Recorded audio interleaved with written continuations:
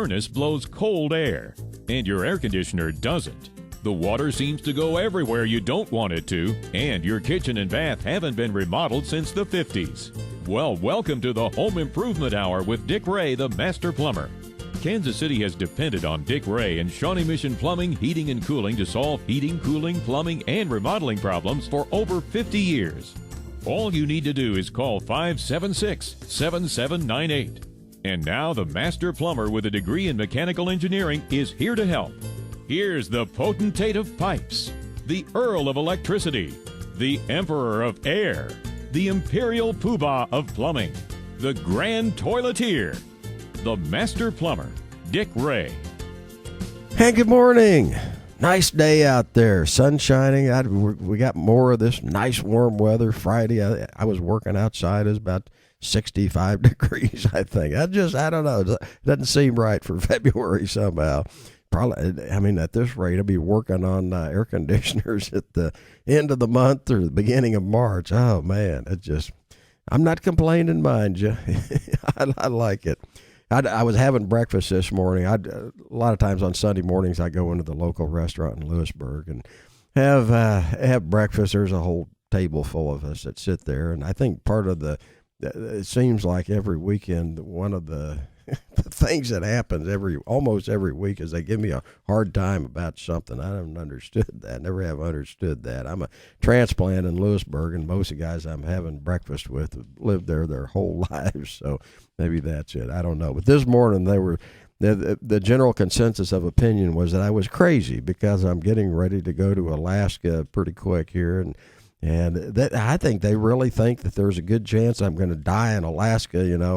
I'm taking a trip. I'm going up there to visit a friend, and he and I are going to go out on a couple of snowmobiles, and we're basically going to take about a 400-mile trip on a couple of snowmobiles going up the river on the ice. And they say, well, have you taken a gun? No, but Adam carries a 10 millimeter wherever he goes, and oh man, they just think I'm crazy because it's so cold up there this time of year. It's 40, 50 below zero sometimes, and one guy, Paul, says, well, hey, have you got your will made out? He says, you got a lot of toys. I'd like to have a couple of them maybe. Anyway, I'm really looking forward to that. I know I'm crazy. That's what everybody says. One of the things I hear over and over is, well, don't you hear about those bear attacks in Alaska? And of course, this time of year, bears, they're supposed to be hibernating, or that I'm counting on that anyway. And they say, yeah, but the timber wolves, they're out in full force and they're hungry because there's not much food. So anyway, we'll see what happens. Looking forward to it.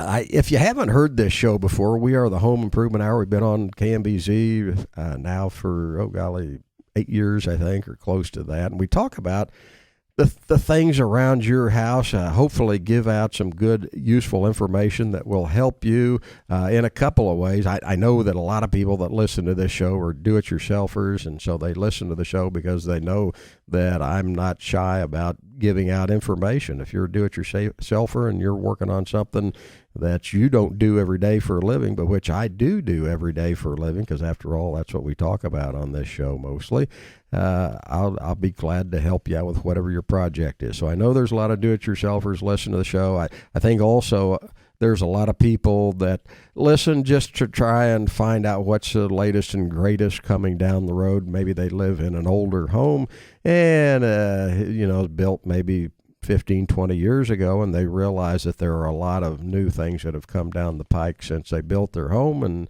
and maybe there are things that they ought to incorporate in their house, update their heating and cooling system, or make the decision what kind of a heating and cooling system to put in when your old heating and cooling system wears out. Should I put in a heat pump? That's a big question, and I'll tell you what, the answer to that has changed in recent times with Kansas City Power and Light, Kansas customers like myself, I might add. I'm a heat pump owner at my home in Lewisburg, and I'm in Kansas, and so like all other Kansas heat pump owners, I used to have, until about a year and a half ago, I used to have a really cheap rate structure in the wintertime. But that is all gone now. So all of these things that are happening, we talk about on this show, try and help you to learn what's new coming down the road that you might want to incorporate in your house as you're getting ready to remodel or replace existing equipment. Anyway, we have open lines. I'm going to talk about a topic here. If you want to go ahead and get in on the phone lines, that's all right too, because right after I talk about this topic, we're going to get to the phone lines. And if you want to grab a line, right now is the time to do it. 576-7798. You know, I do a lot of plumbing repairs in my day-to-day business, and if you look at all the repair work that I do to plumbing fixtures in a bathroom, the one single plumbing fixture that causes the most very expensive problems is the stall shower. By far, way more money is spent repairing or rebuilding stall showers than any other fixture in the bathroom. And you know, the sad part of this is that almost all of the repairs that we do to leaky showers is caused by one of two things. Either cheap materials or poor installation technique, or frankly, a lot of times it's both. Cheap materials and poor installation technique is usually what causes stall showers to start leaking and dripping water from the ceiling of whatever room happens to be just below the shower. Might be the kitchen, might be the basement, whatever is below the shower. When you start getting water spots in the ceiling or water dripping out of the light fixture onto the kitchen table and the shower's right up above, that's what I'm talking about. And you know, often thousands of dollars are spent unnecessarily fixing these problems and leaks caused by a crummy initial installation. Now, if you're living in a house where the shower is already constructed, there's not much you can do except keep your fingers crossed and pray a lot. But if you're replacing your existing shower in its entirety, there are some things that you should do that, if you do them, will usually keep you out of trouble and keep your shower from leaking water through the ceiling of the kitchen or whatever room happens to be right below the shower. Well, I've worked on hundreds of leaky showers over the years, and I see the same mistakes over and over and over. These same mistakes cause leaks in showers. And today, what I'm going to tell you about, I'm going to tell you about these installation mistakes to avoid, so you won't end up with an expensive leaky shower to have to rebuild prematurely. Now, my advice is to stay completely away from ceramic tile for the interior walls of your shower, not necessarily because of leaks, but just because tile showers require a lot more maintenance. And if you're a lazy guy like me, you don't like stuff that causes a lot of maintenance. And by maintenance, I'm talking about regrouting between the tiles from time to time as the old grout chips and falls out of the grout joints between adjoining tiles. Not to mention the fact that just even routine cleaning of a tile shower is just more difficult than cleaning a shower that has a smooth surface for its interior walls. Yes, a tile shower can look wonderful when it is clean, but cleaning all of those grout joints isn't fun. Now, in all honesty, if you use tile in your shower, it doesn't necessarily mean that you're going to have leaks if you use the right technique. But on the other hand, most leaky showers that I repair are made out of tile which was not installed using the correct techniques. The number one bad mistake I see that causes the most expensive repair jobs is the mistake of using sheetrock in the shower as the material under the tile. You do not want to set tile on sheetrock, at least not in a shower where water is constantly on all of the shower walls. Outside of the shower, hey, it's okay there. It's a foregone conclusion that sooner or later, with natural shifting of the walls in the house and movement of the floor, grout will eventually start breaking loose and popping out of the grout joints between adjoining tiles. And when that happens, not if it happens, but when it happens, water can now get back between the tiles by going through the grout joints. That water that leaks back into the wall where the grout's popped out of a grout joint now comes in contact with the sheetrock, which never should have been used in the first place, because sheetrock is like a sponge, and water in contact with sheetrock turns the sheetrock to mush about the consistency of oatmeal and with about exactly the same strength as oatmeal. The wet sheetrock has no strength, no rigidity, and if you push on the wall with your hand, it will feel soft, and it won't be long before tiles start falling off the wall, and now you're looking at tearing the whole shower out and starting all over again, and all unnecessarily. So, the number one problem that causes so many leaks, so many leaky showers, is a tile shower where the tile is set on top of sheetrock rather than a waterproof concrete backing board, which keeps its strength even when it gets wet. Sheetrock under ceramic tile in showers is the number one reason that I do so many complete shower replacements. Sheetrock is just the wrong material to use on the walls under the tile in a wet environment like a shower. Outside of the shower, hey, it's fine there. Well, the number two reason that also causes a lot of leaks in showers is using the wrong caulking material, something as simple as that. And I'm talking about the caulking material that's used at joints where two shower walls meet each other, or where a shower wall meets the floor, that caulking that goes there. Now, a good caulking material should cling tenaciously to tile or whatever material is in the shower. It should also be flexible. That's really important. It should be flexible after it dries. And after it dries, if you push on it with your fingernail, it should feel kind of like a rubber tire, strong but flexible, so that it can give and flex as normal movement of the walls and the floor of your shower occurs. A good shower caulk should also maintain that same rubbery feel and flexibility indefinitely without drying out over time.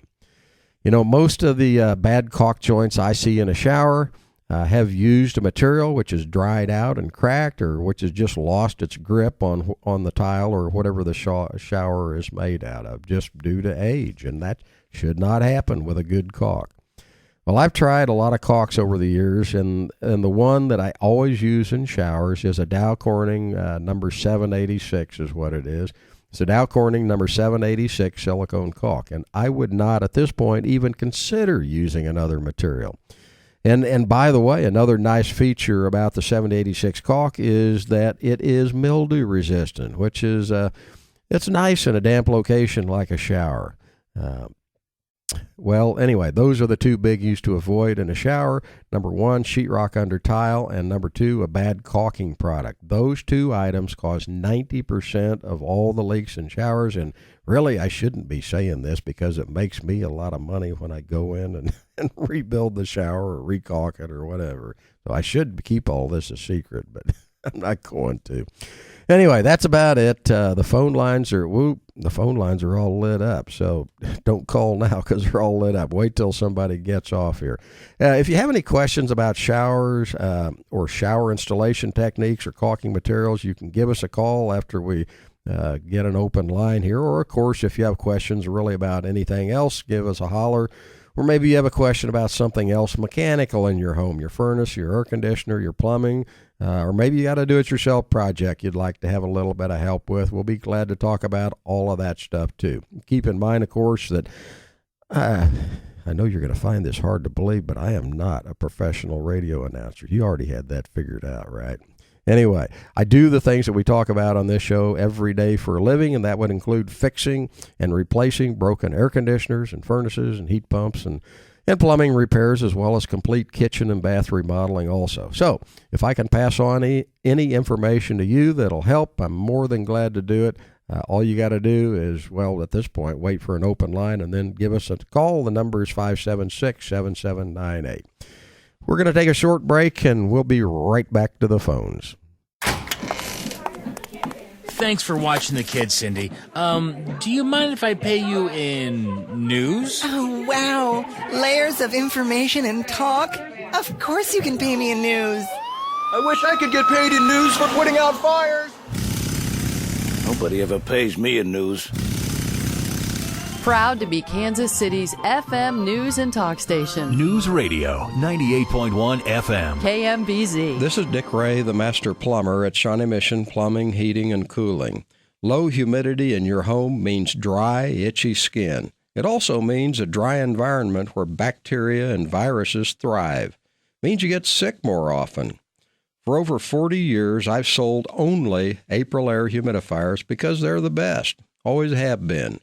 but now they're even better. A few years ago, Aprilaire invented the first truly automatic humidity control system. With its outdoor temperature sensor and microprocessor, Aprilaire makes all of the adjustments automatically on a daily basis that you used to have to make manually. The result is you can have the right humidity levels that you need for health and comfort without the daily manual adjustments you used to have to make and without over-humidifying your home. Aprilaire, installed by Dick Ray, the master plumber, the best that money can buy. KMBZ. This is Dick Ray, the master plumber at Shawnee Mission Plumbing, Heating, and Cooling. As you get older, you can put off a move to assisted living by making some changes to your home and bathroom.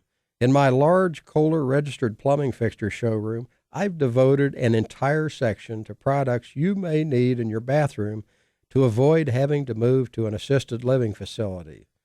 I got a jacuzzi brand whirlpool tub with a door in the side, a wheelchair accessible shower, got showers with seats and hand sprays and grab bars, showers to go where your old bathtub was.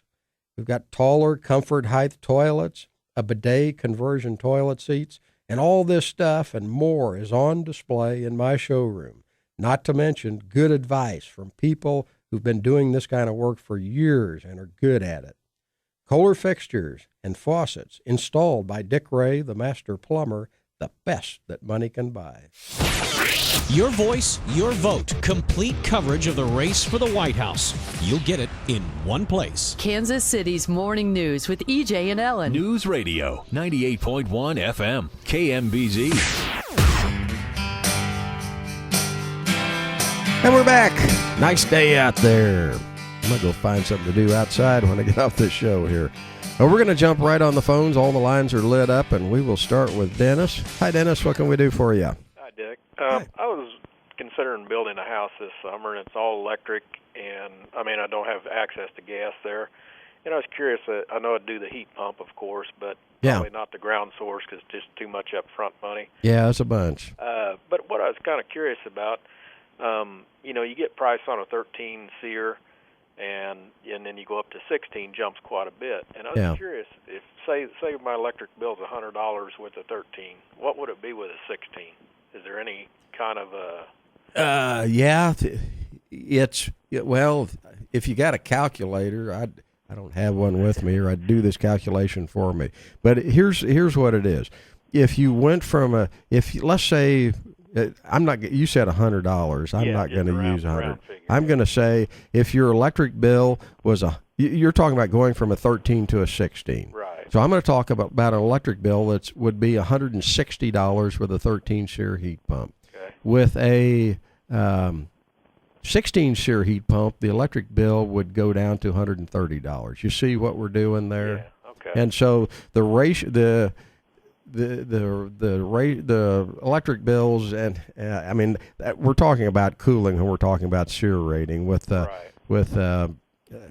a heating cycle, there's another number that's involved called coefficient of performance, but it's going to be roughly the same efficiency ratio. So if you take the ratio of if you buy the cheaper heat pump, take the SEER rating of the more expensive, higher efficiency heat pump, divide it by the SEER rating of the less efficient one, and multiply that by whatever your electric bills. Well, 16 divided by 13, what is that? That's like 1.2 or something. Your electric bills will be about 20% higher with the 13 SEER than it would have been with the 16 SEER. Now, here's what my personal advice is. My personal advice is, you pay to go, 13 is the very minimum that you can buy by federal law. So 13, you're talking bottom of the barrel. And then you can go in steps up to 16. Well, if you go all the way to 16, you're going to spend a pile of money to get that high efficiency system. What I generally recommend to my customers is don't buy a 13, because you can buy a 14 that isn't that much more money, just a few $100s more expensive for the 14. And then the other thing that I recommend is that when now you've decided to buy a 14 SEER heat pump, well, now what you want to do is get an air handler, which is the inside part of the system. Get an air handler that has a variable speed ECM motor in it. And now, all of a sudden, just like magic, the SEER rating of that 14 SEER heat pump, it's not going to be 14 anymore. It's going to be, generally, it jumps up one number. It's going to be 15 or maybe 15.5. And so my recommendation is get a nominal 14 SEER heat pump and then get a indoor blower coil that has a variable speed motor. And they've got ratings of a particular heat pump with a blower coil that has a variable speed motor, and then with one that has a conventional permanent split capacitor type motor. Anyway, that's what I would do. Okay. Well, I appreciate it there. You betcha. Thanks for the call, Dennis. That's a good one. I tell you what, there's so much going on now with utility rates, and this bombshell that got dropped on us in Kansas by the Kansas Corporation Commission when they forced the Kansas City Power and Light to do away with the cheap electric rate that we had in Kansas. I'm a Kansas heat pump customer, so I was one of the beneficiaries of the low rate that we had to all heat pump customers all winter long. I got really cheap rates, not just on my heat pump, but on all the electricity used in my whole house, or my electric water heater, my electric dryer, my electric stove, my lights. Everything electric was a lot cheaper in the wintertime. And, of course, Kansas City Power and Light was forced to do away with that rate. And boy, I tell you what, I sure noticed the increase in my electric bills over the last year or so. Now, and for some people that have a choice, like if you have a choice between gas and electricity, and you're in Kansas and you're a KCP&L customer, I don't know. David King and I at Lennox talked about this on a show a couple of weeks ago. It's going to be tougher to make the decision. I mean, you're probably not going to save any money on your heating bills by buying a heat pump, which you would have before. The only advantage you get with a heat pump is that now you have a choice between, do I heat with electricity with a heat pump, or do I heat with a gas furnace? And so that's nice. But as far as just saving money on your utility bills with a heat pump, it's going to be harder to do with that loss of that rate structure.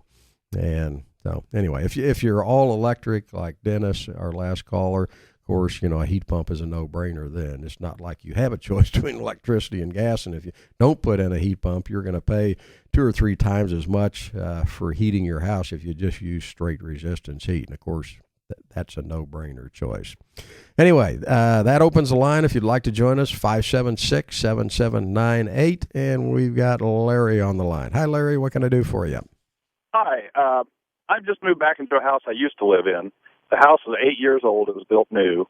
Okay. But the shower I'm going to be using hasn't been turned on for 3 years. Hasn't been used. I took my first shower this morning. It's a Moen device. Mm-hmm. Pull the knob out to control the amount of flow, and then left or right for the temperature. Okay, very common. Wherever I turn it to get it warm, the flow diminishes by 60-70%.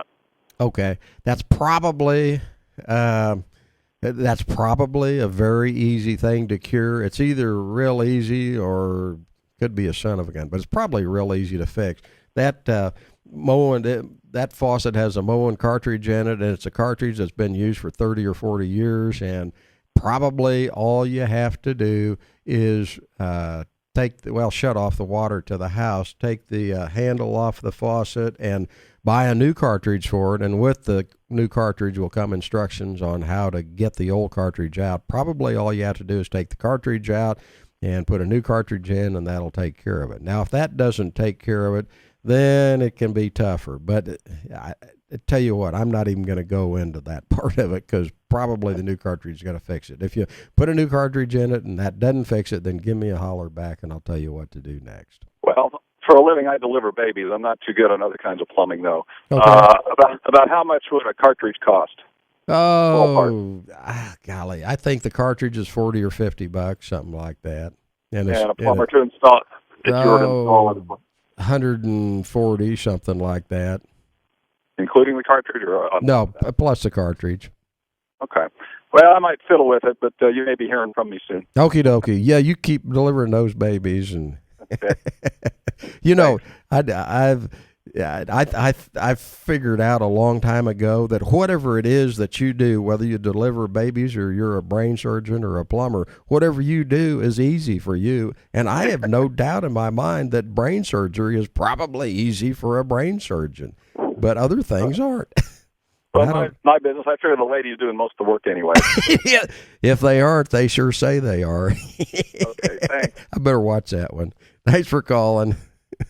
Oh, boy, I better watch what I'm saying there, Rat. I'm going to get in trouble. Hey, it's time for the news here. You're listening to the Home Improvement Hour with Dick Ray, the Master Plumber. We got 2 open lines. Love to have you join us. All you got to do, pick up the phone, give us a holler, 576-7798. You're listening to the Home Improvement Hour with Dick Ray, the Master Plumber. We'll be right back after the news. 11:30 in Kansas City from the KMBZ Newsroom. I'm Rob Ladd. The Vatican's new envoy to Ireland says Pope Benedict has been relentless and consistent in seeking to oust child abusers from the priesthood worldwide. Archbishop Charles Brown spoke at his first public mass following his arrival in Ireland. Ireland has accused the Vatican of undermining several state-ordered probes into the church's cover-up of abuse crimes. Now your exclusive Weather Channel forecast. Plenty of sunshine throughout the day today. High 50 degrees, partly cloudy tonight with overnight lows in the mid-30s, and it could be a little stormy tomorrow. Expect showers, but still pretty warm. High 55. Right now, 43 degrees at KCI, 44 downtown, 44 degrees at your official weather station. I'm Rob Ladd. Stay connected with 98.1 FM KMBZ and KMBZ.com. This is Dick Ray, the Master Plumber. If you're like a lot of people and just hate your toilet because it gets plugged so frequently, and if you're at the point where you're saying, I'm sick of this, I want the best flushing toilet known to mankind, then you want a Gerber Ultra Flush toilet. It still only uses 1.6 gallons of water per flush, but that 1.6 gallons of water is stored in the toilet tank under pressure, and when it's released, you've never seen a flush that powerful in anybody's home. It's really dramatic. Often people will put things down toilets and public restrooms that they wouldn't in their own homes, like rags or handy wipes or tampons. Or maybe you have a family member with large, firm stools. Whatever the reason, if you really want the most powerful flush available, you want a Gerber Ultra Flush toilet. You can see the flush in the live models in my showroom, too. Gerber Power Flush toilets installed by Dick Ray, the Master Plumber, the best that money can buy. KMBZ.com. This is Dick Ray, the Master Plumber at Shawnee Mission Plumbing, Heating, and Cooling. Not many plumbers own a backhoe and dump truck like I do.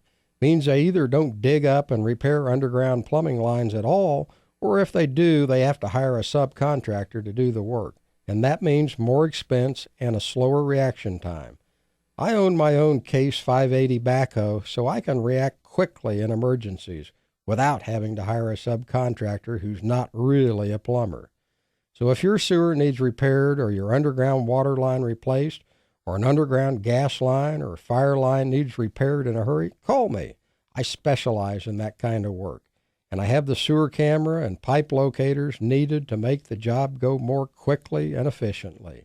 Underground Plumbing Repairs by Dick Ray, the Master Plumber, the best that money can buy. Are you ready to go radioactive? Think about where you work, okay? I want you to get a mental picture in your head, and then I want you to have come a mental up picture of hell. with Why a mental picture of the 2 craziest wackadoos that you work with, because there's at least 2 in every building. Rod Babcock and Chris Merrill. Radioactive with Dana and Parks. Weekdays from 2 to 6 on News Radio 98.1 FM KMBZ. I like that. Is that true, Rod? Are you crazy? Of course. I guess I knew that. That's a good thing, though, I think. When people call me crazy, though, I say, would it be all right if you don't use the word crazy? Can you substitute the word colorful? That sounds better. Well, at least you're not boring, right? Yeah, right. Yeah, colorful, not boring. My friends this morning, I think they think I'm going to go. They really think I'm going to go up there, and there's a good chance I may not come back from Alaska, because, one of the things, the biggest problem about Alaska, if you go on a snowmobile trip in Colorado or something, heck, and you break down, there's a farmhouse, half mile away, you just walk to it. But in Alaska, Alaska is 2.5 times the size of the state of Texas, and the total number of people that live in Alaska, this huge, massive land area, the number of people that live there is about exactly the same number of people that live in Overland Park, Kansas. So it's not a very high population density. So you out on a snowmobile, and one of the guys this morning said, "What are you going to do if snowmobile breaks down, and, well, I guess I'll find my body in the spring. I don't know.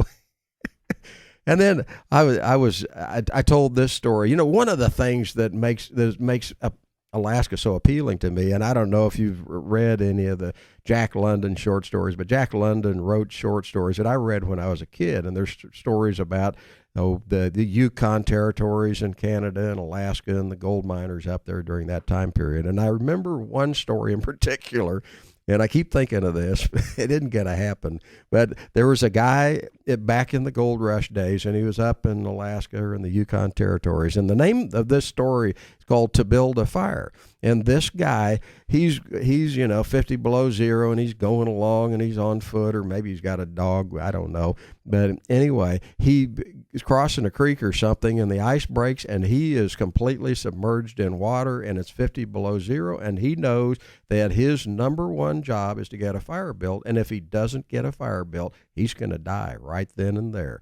And he pulls his matches out, and they're wrapped in wax, so they're all dry, but he only has 3 matches left.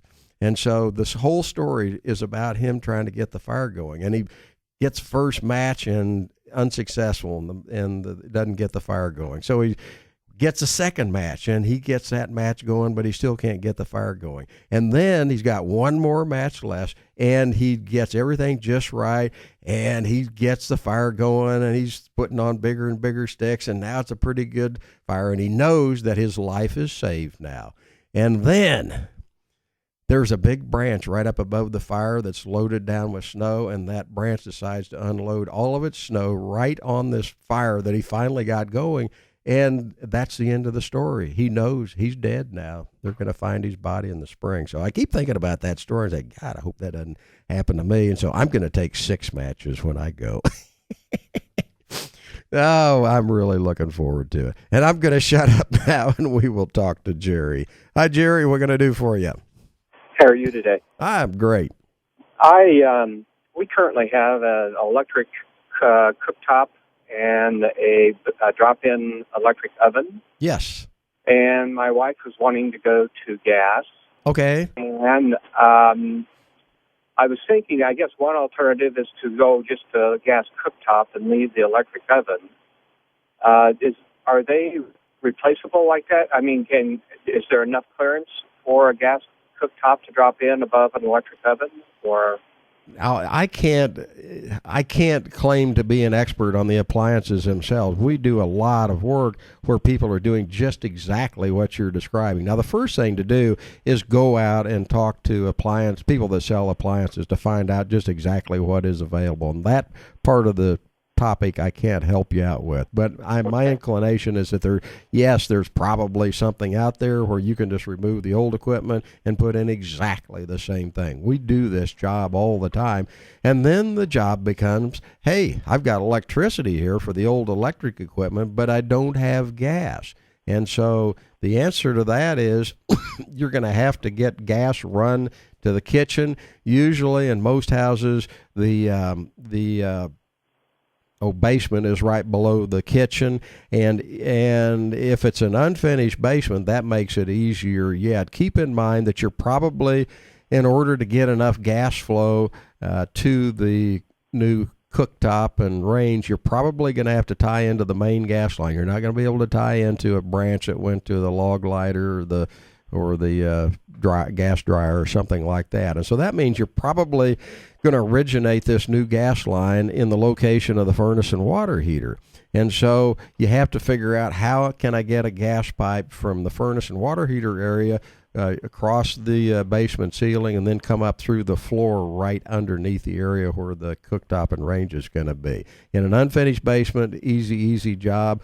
In a finished basement where part of the basement is finished, then sometimes we have to get a little bit creative. We've got fish sticks for fishing pipe through tight spots. And another thing, I mean, this job used to be until, 5 or 10 years ago, when all we had was black iron pipe, this job was a lot more of an ordeal because we had to cut and thread pipe, and everything was straight and 90-degree turns and all that. Now we've got new gas piping called CSST. It's that stands for corrugated stainless steel tubing, and it's a material that's approved for gas, and it's just it's a flexible pipe, a lot easier to flex, to fish in and out of tight spots. You don't have all the fittings. The material itself is more expensive, but it saves so much labor that in the long run, it's less expensive than the old days when we had to use black pipe. So anyway, I did a lot of talking. Did I answer all your questions, or do you have any other questions? Well, I had a related question related to running the gas. We've got gas at the house. Yeah. We have electric or gas heat and gas water heater. Yeah. And it's about I would say probably 12, 15-foot run. Through some of it would be through a finished part of the basement, but the guy didn't think it would be a problem. Yeah. Okay. But they were indicating that maybe I needed a three-quarter inch pipe. Yep. That's right. That's a normal size for for a range for sure. So a cooktop wouldn't require something smaller, but yeah, I don't know. The difference in price between a half and three-quarter is insignificant on a range. Or even just a cooktop, I would run three-quarter. I mean, there's going to be nothing worse than getting this all done and then finding out you don't have enough gas pressure when the furnace comes on or something like that. So I'd use three-quarter. Does 4 hours sound about right for something like that? Yeah. I mean, sometimes it's 2 hours, sometimes it's 2 days. If it's an unfinished basement, then 4 hours is probably plenty of time ordinarily. Now, you said part of it was finished, so that adds a big question mark in my mind. Yeah, well, he indicated he'd probably have to have one of these appliance guys come out and pull the appliances, and then he punched through the floor upstairs and come back through. So okay, sounds like he's got a plan. Okay, well, I appreciate your time. You bet. Appreciate the call. All righty, that opens the line. If you'd like to join us, our number is 576-7798. And whoops, it's ringing. Okay. Well, all the lines are lit. We're going to keep on rolling here. We will talk to Don. Hello, Don. What can I do for you? Well, I've got a kind of a problem, and I think it's going to be major. I've got a soft water tank in my basement, and when it flushes out, it sends all that stuff down into the sewer pipe. Yeah. Well, it's black pipe, and it's finally ate the pipe out, and now I'm getting sewer gases back up into the house. Oh, really? Huh. Well, it's cast iron pipe under the floor, sounds like. Yeah. And you said it's eaten the pipe out. Have you... you can smell sewer odor, so you're suspecting that the pipe has got a hole in it under the floor, and you're getting raw sewage basically in the gravel under the floor. And if that's what it is, that's a major ordeal. I wouldn't blame it on the water softener though. The water softener. I mean, people think of a water softener, and a water softener uses sodium chloride, which basically is table salt, to regenerate. But what goes down the drain is not sodium chloride. It's I guess it's probably calcium. I don't know, calcium chloride or whatever comes out of the softener. But they flush so much water down the drain when it regenerates, it gets rid of all that under the line, or it's supposed to anyway. And this job, I mean, it doesn't matter whether you have a water softener or not. This job we do from time to time. We just looked at a job not too long ago where we ran a sewer camera down into the line, and the whole bottom of the pipe was rotted out. And whenever I see that, I mean, it's always cast iron pipe because it's metal, and in contact with water, it will rust. And I always suspect in a case like that there's been a low spot in the pipe where the water is standing. It's not something that happens with cast iron pipe very commonly, but when it does happen, it's not a good deal because you end up in there with a jackhammer and jackhammer the floor. Is the pipe? Is this going to a floor drain? The discharge from the water softener? Yes.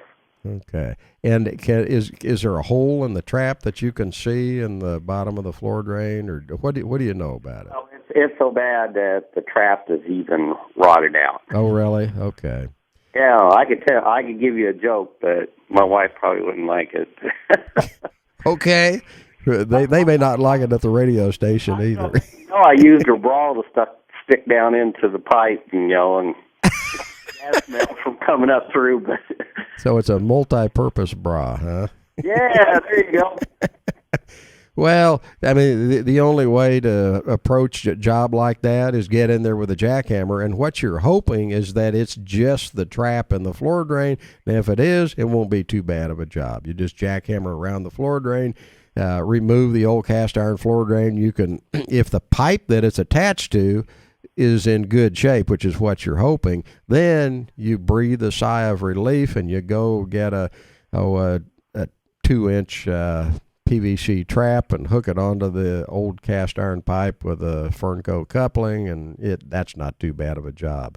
But what's bad is if you get the floor drain out of there and the floor drain's rotted out. You already know that. But what's bad is if then you discover that the cast iron pipe under the floor is in the same condition, and all you can do then is just follow the pipe under the floor and just follow it until you get to a point where the pipe's in good shape, and just replace all that pipe. And that will take some time. It's not very far away from the foundation. Okay.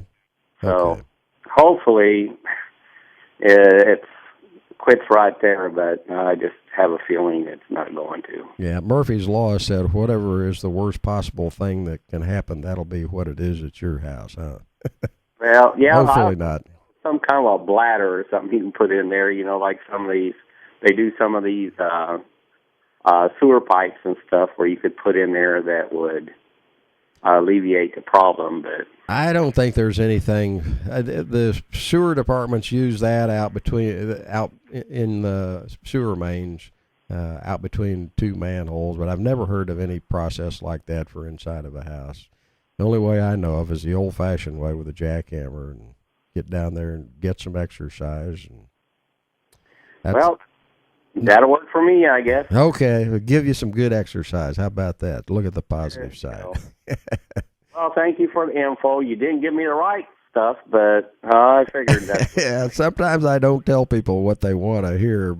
I think, you're hoping there's some easier way to do that, but unfortunately, sometimes there just isn't an easier way. So, anyway, appreciate the call. All righty, that opens the line. If you'd like to join us, our number is 576-7798. And you're listening to the Home Improvement Hour with Dick Ray, the Master Plumber. Got one open line right now, 576-7798. Phone's been real busy today, right from the get-go. And, it's often difficult to get an open line during this show. And with that in mind, I say this same thing during every show, and I'm going to say it again here. And what I'm really doing is saying that I'm inviting you to call me anytime you want to, anytime during the week. It's real hard to get in on the show during the show, but you don't have to wait until next Sunday to call me. You can call anytime during the week, not just during this show. Need a little free advice on a project you're working on? You don't need to feel like you're imposing on me. Everybody feels bad when they call me after 5 o'clock during the week or call me on Saturday or Sunday, but you can call me after 5 at night, or you can call me on Saturday, you can call me on Sunday, you can call me on New Year's Day, you can call me on Christmas Day. If you really need to talk to me, do not hesitate to call. I'm not going to look on it as an imposition. I'm in the service business. I figured out a long time ago if I feel like I'm too busy to talk to people, then I've got something's wrong there, because I'm in the service business, and you need to talk to people when they need to talk to you. Seriously. Now, in all honesty, a lot of the calls that I do get are from somebody that just wants me to come out and do the work for them. And, of course, maybe they just don't have the time, or they don't want to mess around with it. And so they'll call me to do the work. And, of course, I like that, because that's how I make my living. But I am being completely sincere when I say that I absolutely don't mind you calling, even if all you want is a little free advice on some do-it-yourself project that you're working on yourself. I'll do my best to help you, and I'm very easy to get in touch with, because my normal business phone hey, it rings straight to my cell phone after normal business hours and on weekends. So really all you have to do is remember one number, which is my normal business number. Going to give it to you here so you can jot it down for future reference. The number is 913-888-0550. I am very sincere in this offer, so don't feel like you're imposing on me when you call me. And I give out a lot of free advice and information to a lot of people, and a lot of that free advice is given out, after 5 o'clock and on the weekends because, let's face it, that's when you're at home working on those projects. You can't work on them 8 to 5 Monday to Friday because you're working. So anyway, don't hesitate to call. Again, the number is 913-888-0550. And with that, we're going to get back to the phones here. We do have one open line if you'd like to join us, 576-7798. And let's see, we're going to talk to Greg here. Hi, Greg, what can I do for you? Oh, thanks for taking my call. Yeah. Oh, by the way, I enjoyed your Jack London story. That if you haven't watched Jeremiah Johnson, that actually happens to him in that movie. But anyway. Oh, really? Yeah. Yeah. About the snow I falling have, out of the tree. Yeah, I have watched that. I like the Jack London stories. I read them all when I was a kid, White Fang and Call of the Wild, I think, and that good stuff. And I don't know. Yeah, I agree. Oh, the question I have, our house, it's about 15 years old. We moved into it about 5 or 6 years ago. We redid the interior, and people that came in to do some painting commented about the humidity. Mm-hmm. It's a 2,500 square foot. We got a big open basement, and it's always musty. Mm-hmm. And someone had mentioned a whole house dehumidifier. Yeah. I know they make them for humidifier, but I wasn't sure about the dehumidifier. Is this I'm familiar with that. Is this a year-round problem, a high humidity? Mostly, well, the reason I call is because spring's coming up. Mostly it's in the spring between the time we run the air conditioning and turn the furnace off. Okay. It's just a musty smell downstairs. And it's in the basement then. Yeah, that's the smell. The other thing that we've noticed is our windows often are, fogged up and moist in some rooms. Okay. And I don't know if that's all related. Well, I'll tell you, there's a couple of ways to approach that. One way, April Air, which is a good company, makes a whole house dehumidifier for curing problems like that. And it can be installed down in your basement on the ductwork. You're going to spend several $1,000s to do that. And if you do that, you're going to hire me or somebody like me to do it. And I would love that, of course. But, if it was my house, I think the first thing that I would do, I don't know if you haven't already tried this, and that is just get a nice big dehumidifier, put it down in the basement and put it next to the floor drain, turn it on, and let it wring moisture out of the air down in the basement. Because usually the source of humidity is just because a lot of basements are underground, they're damper, the humidity's higher there, they smell musty because of the humidity. And first thing I would do is just get a nice big dehumidifier, plug it in, and see if that doesn't cure the problem. If that doesn't cure the problem, you may have to go with a whole house system. We have a small one, and it doesn't seem to do the trick, so maybe it's just size. Yeah, they rate those in pints per day, and they go all the way up to 50 or 60 pints a day, I think. Okay. All right, we'll try that. One quick thing on the guy that talked about replacing the heat pump. That really helped us going from whatever SEER it was to a 15. Yeah. Our bill definitely went down. Oh, yeah. But also, what we didn't do, because it went out, KCP&L, their rebate, if he's got one running, if they still have that, they need to test it and compare it to make $800 savings. Yeah, they've done away with that. You're talking about the Cool Homes program, and that's whatever it was, and we missed it last year or whenever. Yeah. We did. But, and they would give you, I don't remember what the numbers are now, but it was a rebate. Yeah, $800. Yeah, and if you bought the 16 SEER, it was $500, I think. But that program now is gone, unfortunately. Oh, that's too bad. Well, I know I missed out on it, but I did get the tax credit, so that worked. But anyway. Well, that's good. Well, appreciate your time. You bet. Appreciate the call. All right. All righty. That opens the line, 576-7798, and we're going to talk to Tom here. Hello, Tom. Whoops, I think I knocked somebody off the line. Oh, shoot. Hello. Whoever that was, I apologize. Call back. Tom, what can I help you with? I've got a house that's about 7 years old. I moved into it a year after it was built. I think somebody else may have lived here a short time. And I've got a problem with a shower in my master bedroom. It looks like it may have been an add-on, after the house was built. But it's an indoor walk-in shower, and it's got ceramic tiles on the walls. And it's the same tiles I have on my kitchen counter and my kitchen island. And it sort of concerns me because I get a lot of mildew in the grout. And I go in there twice a month, and I bleach it, to get rid of it. Mm-hmm. But I notice I see mildew sometimes around where the corking, where the two walls meet, too. And I was wondering, is there anything I can use to try to prevent that from coming back as often? Like I said, twice a month I have to do it. Yeah, I can. Yeah, here, anytime you see mildew and mold in a shower, it just means it's a damp environment, and that's what causes mold and mildew. And most of the showers where I see mold and mildew, it's a case where the shower is just not getting dried out, and it stays damp for a long enough period of time that the mildew and the mold starts forming. And very often it's one of two things: either there is no exhaust fan in the bathroom, or if there is, it doesn't get left on for a long enough period of time, or it just isn't big enough for the space involved. If you want to get rid of mold and mildew, rather than thinking about coating with some mildew resistant something, the solution is you need an exhaust fan in the bathroom that's large enough to move a bunch of air through there after you take a shower, and then you put a spring wound timer on it so that when you get out of the shower, the exhaust fan continues to run for half hour, 45 minutes, so that you can get the majority of the moisture out of there. And then it'll dry out quick, and then you won't have the mildew formation. Okay, 'cause I know my bathroom has a vaulted ceiling, but the walk-in shower part's real low. And I was figuring maybe those type of tiles are not for a bathroom, because like I said, I got the same ceramic tile in the kitchen, and I was getting concerned about that, especially when you were talking earlier about, regular sheetrock behind the tile. Yeah. I know above the tile there is sheetrock. Yeah.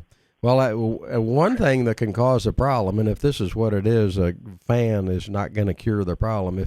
If moisture gets back behind the caulk joints and back into the grout, to where it's actually soaked into sheetrock or whatever's back behind there, you're never going to get rid of that moisture with a fan. Right. The only long-term solution is just to tear it out and put it back with the proper materials. Proper materials would be not sheetrock, the concrete backing board instead of sheetrock, and then good caulks to keep moisture from being able to get back inside of the wall. Okay. Well, that's what I needed to know, because I was just kind of concerned with all this, mold and mildew. And well, my biggest fear is, after listening to you talk on a few, things about sheetrock, getting down into because I got a finished room downstairs. I mean, I hate to see, it come into the walls and get down there. Yeah. Sheetrock is a wonderful material. Whoever invented that should be commended, but using it in a shower is a terrible, terrible misapplication of sheetrock. Sheetrock's wonderful for walls. Put tile on sheetrock outside of the shower where there's no moisture on it, but putting sheetrock under tile in a shower, whoever first thought of that ought to be taken out behind the barn and shot. Would you recommend doing like one of those wraparound, the full plastic insert? Is that better? As far as mold and mildew, no. I mean, mold and mildew will form on anything. I think sometimes it's worse on tile, but I never really liked the fiberglass surrounds. They look kind of cheesy and cheap. The material that I like best for a shower are the solid surface materials like Swanstone and Corian and stuff like that. You don't have all the grout joints to clean, and it makes it easier to clean and maintain by far. That's what I've got in my showers at my home. Every one of them is, Corian's what I use because I like the color of the material. What kind of corking or grout would you recommend? Like, my floor in the bathroom, I think, is settling. and I got some areas that the grout is cracked and come out of it. Usually when grout pops out of the joints between joints on a tile floor, it's because the floor itself is moving, and that's difficult to fix. What it really usually means is that the subfloor isn't secured tightly to the joists, and the only good solution for that I know is just to put a lot more screws through the subfloor into the floor joist, and of course you can't do that if there's tile on top of it. And I'm out of time. Rob's going to pull the plug on me here. All right. Well, thank you for your time. You bet. Appreciate it. All righty. Hey, oh, golly, Perry and Mark and Bob, I'm sorry I can't get to your calls. Give me 5 minutes to get out of here and call me on that other number I gave out earlier, 913-888-0550. Pray for me when I go to Alaska, and hopefully I'll come back and not find my body in the springtime there. I will be here next week. See you then. The preceding has been a paid program for Dick Ray, Master Plumber. Opinions expressed on this program are those of the hosting guests and do not represent the opinion of KMBZ or Entercom Kansas City. News Radio 98.1 FM. KMBZ AM and FM Kansas City. KMBZ HD1 Kansas City. Proud to be Kansas City's FM news and talk station. 12 o'clock in Kansas City from the KMBZ Newsroom, I'm Rob Ladd. Ron Paul was at Union Station downtown last night for a rally that drew a large crowd. Paul told the estimated 2,000 in attendance that government shouldn't try to run their lives or their businesses.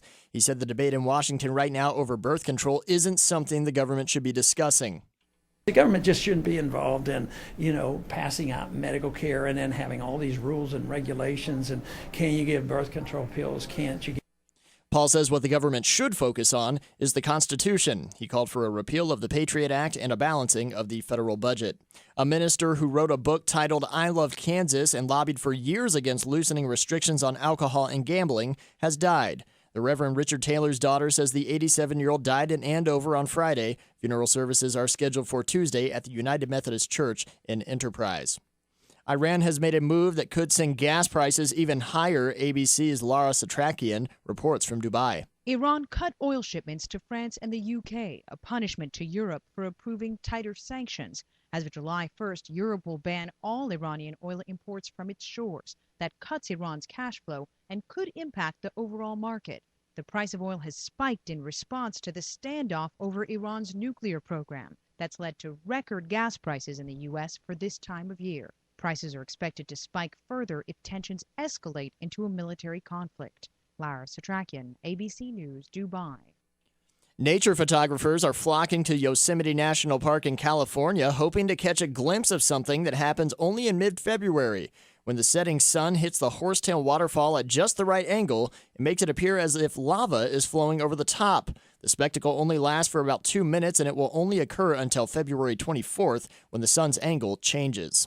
Your exclusive Weather Channel forecast is coming up next. KMBZ News Time is 12:03. High pressure controlling the area today, but it will weaken as the next upper level system begins to approach tonight. Sunshine as we head to the afternoon, temperatures low 50s. As we go into tonight, we'll have clouds on the increase, 36 for the overnight low. Rain and showers developing on Monday, that's President's Day, and a little on the windy side as well.